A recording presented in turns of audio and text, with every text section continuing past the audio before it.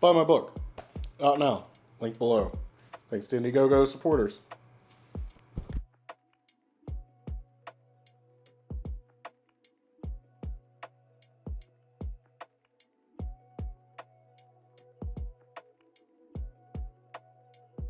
Hey there, my meaty friends. This is Reed, aka CarnivorousChef.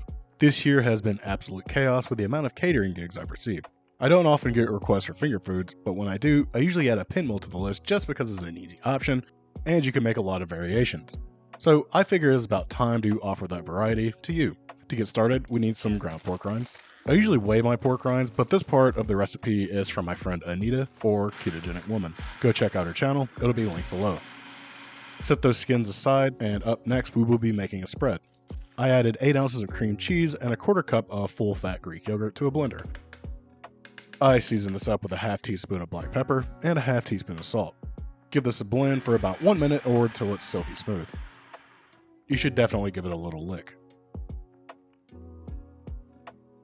Put this in a bowl and set aside while we get our pasta dough tortilla dough pastilla made up.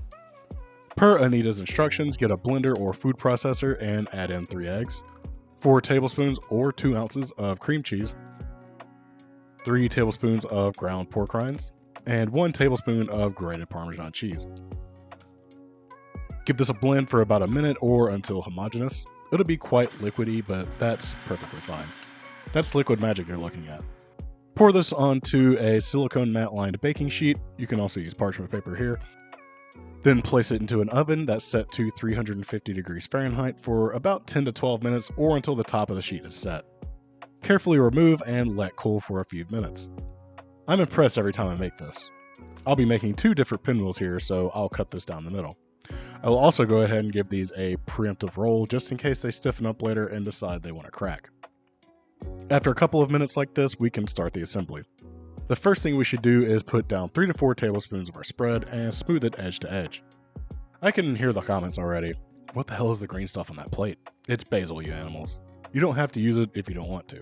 I'm not coming down to the Burger King to slap the dicks out of your mouth, so leave me and my basil alone. The process is quite simple. Just lay down ingredients in layers and roll it up.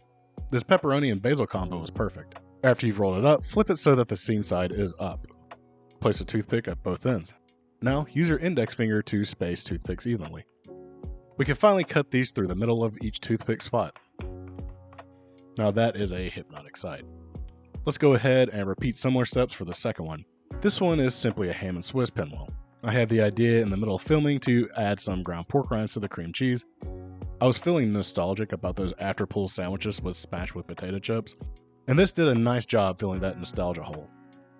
If you get a little overzealous stuffing your pinwheel, you might get a tear like I did, but no worries. Our spread acts like a glue. Follow the exact same toothpick procedure as before and slice. This was minimal effort and it looks fantastic.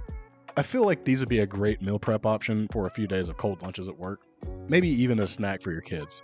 No matter what you do with them, just remember to fill your nostalgia hole from time to time. See y'all next time.